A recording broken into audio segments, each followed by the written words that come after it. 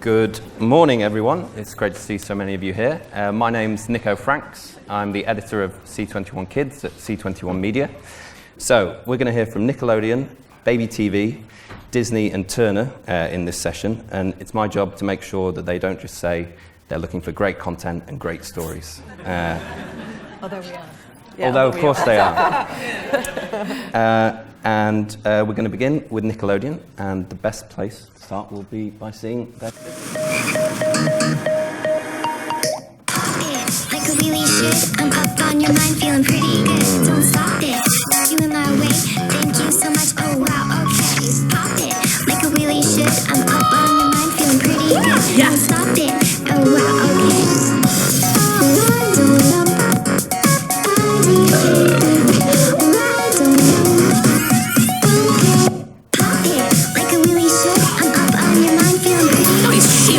My fellow knight. Thank you so much. Oh wow, okay. See me on your screen. Sit back and watch. Show you what I mean. Can't stop it. Good going, Stripes. All because of you. Ready for action, Rider, sir? Is that all you got? Here's where it gets interesting.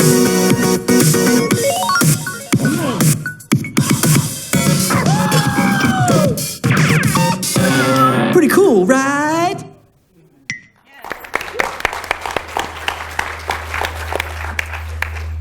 Great. Okay. Well, to my right is Alison Bakanowicz, General Manager of Nickelodeon UK and Ireland. And to her right, Nina Hahn, who is Senior Vice President of International Production and Development at Nickelodeon. So, thanks for joining us. I think a good place to kick off will be to just get an outline. Alison, you've had a year or so under your feet under the desk at Nickelodeon now. Yep. What have been some of the highlights of your first year? I think being the #1 network is obviously a big highlight. So, we've always had a network strategy at Nickelodeon, what we call nappies to skinny jeans. So really taking kids through all phases of their childhood and making sure that we're relevant at each point. So the idea that we are the #1 network in cable and satellite is, extremely important and something that, we put a lot of effort in. I think preschool is, having an amazing moment. It's the biggest category in terms of viewing, and we're doing extremely well, not just with the international stuff that we have, but also the local stuff. And we will talk more about that. But I think things like Nell of the Night is an amazing, an amazing success story for us. Mm-hmm. And with both of you here, we have the local, in terms of UK and Ireland, represented here, and international. So Nina, could you just tell me a bit about how your role works? Yeah, so Alison and I work very closely together. I think generally what Nickelodeon tries to do all the way around is act globally. So we do local content, but ultimately we're a global network in over 180 countries around the world. And I think the idea behind that is making content that we can make once and use everywhere, or make everywhere and use everywhere. And some of these examples that we're going to talk about today, Nella being one of them, and Hunter Street being another, are ones that have really take that poster child of an idea from seed to table. So yeah, let's go straight into the content. You mentioned Hunter Street. So could you tell me why that show was a Nickelodeon show, and also there was something pretty unique about the way it was produced as well? Yeah, it's very exciting for us because I think from the UK side of it, it was an incredibly successful show, specifically here in the UK. Mm-hmm. So that is already a big tick, all around for you guys. I mean, that's the thing. I think it worked everywhere. It really did. In the US, in Australia, in the UK. And I think it's really important that it sat well with our other content. So it was, produced in Europe, but very much felt part of the Nickelodeon vibe. Mm-hmm. And I think one of the reasons why it worked well everywhere was we were really conscious at the very beginning. This is probably quite interesting to a lot of you guys out there on the producing side. The way we built this, the way we made the quilt of Hunter Street was very unique. So we started with an idea that came out of the region, the Nick Dutch team. And we then decided to build one set of scripts, one set, and one crew across using a writing room that was built with all of our input across the various channels. And then we made a local version for the Dutch team, and then we made an Anglo version for the rest of the world. And what was interesting about that was we had one set of scripts that then went through the local and the global version. And I think instead of retrofitting an idea later down the line or getting into some sort of an internal format idea, we ended up doing something that felt real and organic from the start. And from a producer's perspective, they were producing double the episodes, so their per episode cost came way down. And we ended up with something organically global. So it was a good success model for us. Should we take a look at a clip? We should. So that's a show that aired in the US, was made in Amsterdam, and you made it twice, effectively. Yes, It's exactly. a very efficient way of working. Yeah. So are you looking to repeat that model elsewhere? Definitely. I mean, I think that model is a really successful model. There's also versions of that model that we can learn from what we did on there that will be more bespoke to whatever variety of production partners we would work with. So I think definitely would be something for us looking forward as an interesting, cost-effective way of working and still keeping true to the brand that, that has to uphold. Mm-hmm. And in terms of commissioning content for specific platforms. So you have the channels, but obviously you also have an online destination. So are you commissioning content specifically for different platforms at the moment? Yeah, linear is the beating heart of, Nickelodeon for the foreseeable future. It's still, the biggest platform by a long time, not just in terms of reach, but in terms of time spent viewing. It's also measurable and monetizable. So, that is where we are focused. However, it's important to be everywhere kids are and also use all of the platforms in an appropriate manner. And it is, we use it for marketing, but it's marketing as you've never seen it before. It's content marketing. So, I think one of the coolest things that we did recently was when Ride launched with a complete UK cast, we were able to actually get them into the Nickelodeon offices every Friday to do a Facebook Live to sort of, do like the wrap up of the week and, oh my God, what's going to happen, next week. So everything from that to games to, just short form content that helps perpetuate the sort of love and interest in the main content, which is linear. But that said, we have used it as we use it as a development tool as well. So it's not just what you see at the end result on air, but to this idea of making the world a more playful place, we have to sort of be everywhere that this playfulness can happen. And so, for example, Welcome to the Wane is a project that started as 6 shorts, animated shorts in digital, and we used those just to bed in and see kind of what kind of legs they would have, and then flipped it into long form linear after the fact. So we're making use of the platforms as well for our own kind of development sort of efforts as we do just make something directly for it. And Alison, you mentioned the live-action drama Ride, which is a UK show. How much space is there for UK shows on the schedule at the moment? Yeah, I think there is space. Yeah, there's definitely space for new content, and nothing would make us happier for it to be from the UK. But I think as Nina said, we are looking for, and I think that the opportunity working with Nickelodeon is we are looking to make great content that can be a global hit. So definitely we are looking to the UK creative community to come up with great shows, and we know what we're looking for. We've got some RFPs out, but we are looking for shows that travel. Mm-hmm. Okay. And obviously you're part of Viacom, and Channel 5 is also part of Viacom. Channel 5 owns Milkshake, the preschool brand. So how does the relationship between Milkshake and Nickelodeon UK work? Great. So my role also is the head of what is called Viacom International Children's. So that includes Milkshake. Not just Milkshake, but also any kids' content on Channel 5. So Sarah Muller, who will be, I think I'm looking at her, yes. So Sarah Muller, who will be on the panel tomorrow for the free-to-airs, she works within our team, and we are very much linked up. So, Milkshake is a standalone entity. It is very much has a different brand sensibility to Nickelodeon, but we want to make sure that we are, bringing all of the opportunities to the producers, so that if something comes into Sarah or if something comes into Nina and her team, it's shared and we look for the best home for it. I'm going to open it up to questions from the audience in a sec, so if anyone has a question, put your hand up soon. But a question many people in the audience may have is, a simple one. What's the best way to get in touch with you? Who should they contact first if they had an idea? And how early do you like to see projects?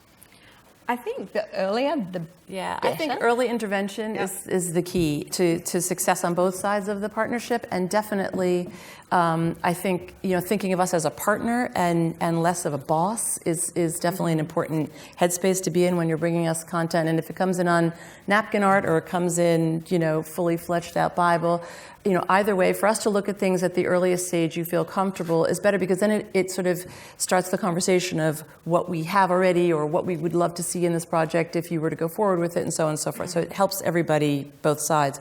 The other thing in terms of reaching us is we have a lot of people here. We've got Alexi and Charlie and Sarah and Lindsay are all here at the market. So it's certainly worth you guys trying to find them across live action and animation and preschool. And pitch projects. We are very open. We have a very rolling policy of when you can come in or whatever you want to bring in. So I think that's part one of it. The other part is that we do a tremendous amount of outreach in terms of, Alison mentioned these RFPs, which we call requests for proposal, which we issue 2 and 3 times a year for people to pitch content in. And a lot of the RFPs have sort of what we're looking for, but they also have what we're not looking for, which we have heard from feedback is very helpful in terms of, how to get an idea in on point. And I think, one of the things, because the sizzle that we showed was very intentional in the fact that it's not like, here are all of our shows. We wanted to show what the Nickelodeon vibe is, because I think that's the thing. What we're looking for will change based on our scheduling needs, or what our pipeline is doing, what our competitors are doing. So that changes from time to time. The thing that is consistent is what Nickelodeon stands for. So that's why we wanted to show more of a feel, because that is the sort of the magic that will appeal to us. But like we said, we'll get things in and we'll say, actually, this feels like a Milkshake show, so we'll pass it on to Sarah rather than maybe a Nickelodeon show. Any questions from the audience at this point? Hi, it's Dominic Samp from Evans Wolf. Where are the RFPs located? They go out on an e-blast to a large list of contexts that we have. We're also going to think about putting them online in a way that you can find them online on our website, which is sort of a phase 2 of what we're thinking about doing with the RFPs.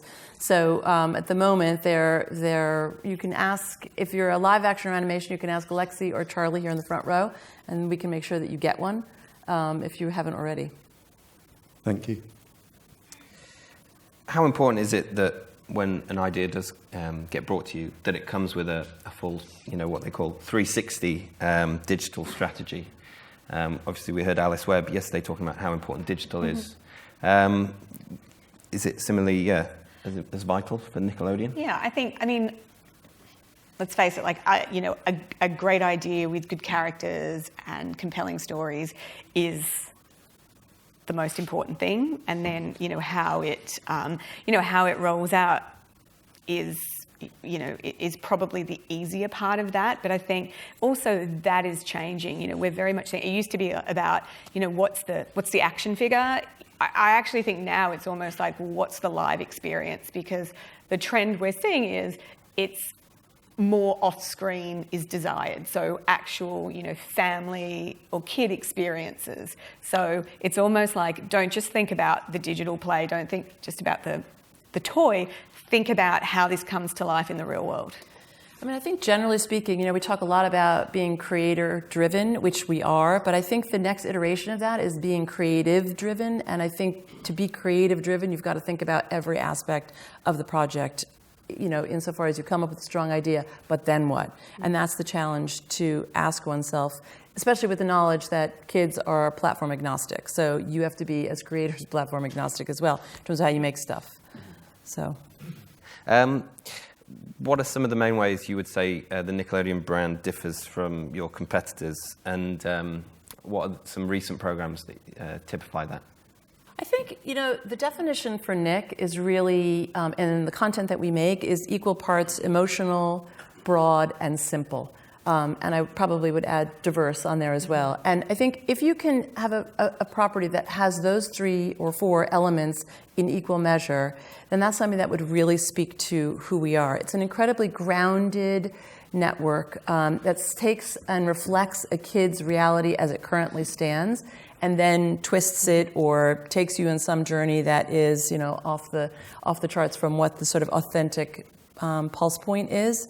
But it really is reflecting a kid's universe, and in a way that is quite special. I think comedy is at the core of everything that we do across preschool and Big Nick, and that's a big part of it. And I think the other side is this sense of being global, which is very unique to Nick, and that we really do look for things that appeal to the global kid, which is a point of difference for us. Yeah, I think it's just to add to that, it's probably like it's somewhere, it's playful. It's definitely, doesn't have the grittiness that other shows have that are amazing on other channels, but it is steeped in reality. So even if it's like, if you think about the Thundermans, which is they're secret superheroes, which doesn't sound particularly steeped in reality. Actually, all of the themes of what that show is about it's about, sibling rivalry, embarrassing parents, fitting in at school. It's very, it's very authentic, and it's very what kids are really going through, but in a light and playful way. Mm-hmm. And you have a lot of shows coming out of the US, obviously, like Paw Patrol and Nella the Night. Is the balance between what you're getting and commissioning out of the US compared with internationally, so outside of the US, is that changing? I think, well, first of all, Nella Night is here, not out of the US, so that's a one for us, one for our team. And I think we definitely, outside the US, have a very sort of clear mission, which is to function sort of as a boutique to the US superstore. So what they make and what they make incredibly well, they will continue to make, we will all continue to use. But there's a lot of things that we make here that they couldn't make for a variety of reasons. And we try and sort of be different but equal to that. It's still the yeoman share of content coming out of the US side, but that is definitely changing. Over the last sort of 4 years, we've doubled and tripled in terms of what's coming out of our team to go globally as well. And Nickelodeon's quite active in terms of initiatives, like your shorts program and things like that. So what have you got going on at the moment that people might be able to apply The shorts program continues, and we're now actually shifting it, and it'll reopen shortly, to be on a rolling basis. So prior to that, it was definitely calendarized where we had a January to sort of March open calling period, and now it's going to be rolling, so you can just submit anything you want anytime you want. And there's also going to be various stunts that we're going to do per month on these outreach shorts looks, so you can sort of send in your best buddy comms or whatever it may be that we're going to theme throughout the month. So that's a big one. We're also doing a massive talent search for UK talent, and we've just had the LA talent team here last week, where we saw over 600 kids in the UK. So we're really trying to build that side of the network so that we can get some on-air look and feel and sound of British kids across our air globally. So that's a big initiative that we're working on. And then we continue to do a lot of research, which both on the show level and on the consumer insights level, not only across the US, but again, globally, trying to really plug into what kids are today, what they want now, and speak to that. Any questions from the audience? Hello, I'm Laura Connor, Global Brand Manager, BBC Worldwide. My question is related to preschool, Nick Jr. in particular. How important is Paw Patrol to you? Okay, so there was an article recently about how dinner parties are actually being dominated by discussions of adults discussing the subplot and the themes of Paw Patrol. I mean, it is a global. It's lightning, in a bottle. It's a global phenomenon. it's very important, but, you know, Rusty Rivets, which has just launched, which is, you know, the follow-up from that partnership with Spin Master, has been the most successful launch in our history. Like, it's so, you know, Paw Patrol is big, but you also want to use that as you know, to ride the wave to launch other things. And so that is where we have been really successful. You know, Nella launched this year, as did Rusty, and they've both done extremely well. You know, Digby is an important title for us. So there are lots of things that you use a juggernaut to help propel. So you've recommissioned, Paw Patrol's been recommissioned. So would you think that, are you building that pipeline of building the volume of EPs for Paw Patrol? Yeah. And do you think that you'll continue to do that in order to launch your newer brands going forward? Or do you see sort of the Paw Patrol waning in popularity as the newer ones take off? Do you have a feeling on that?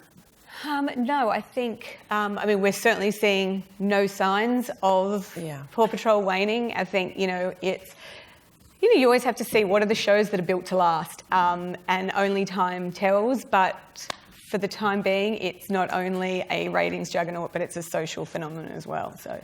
And a global phenomenon, which is the other side, because often you can see things that are somewhat stronger in some regions and weaker in others, and we've had that historically. And I think what's great about Paws, it's, again, it speaks to the brand goals and who we are, and then also works a lot of, you know, good, strong ratings across all the channels. That's all we have time for, Nickelodeon. I'm sorry. Alison, Nina, thank you very much for your time. Thank you.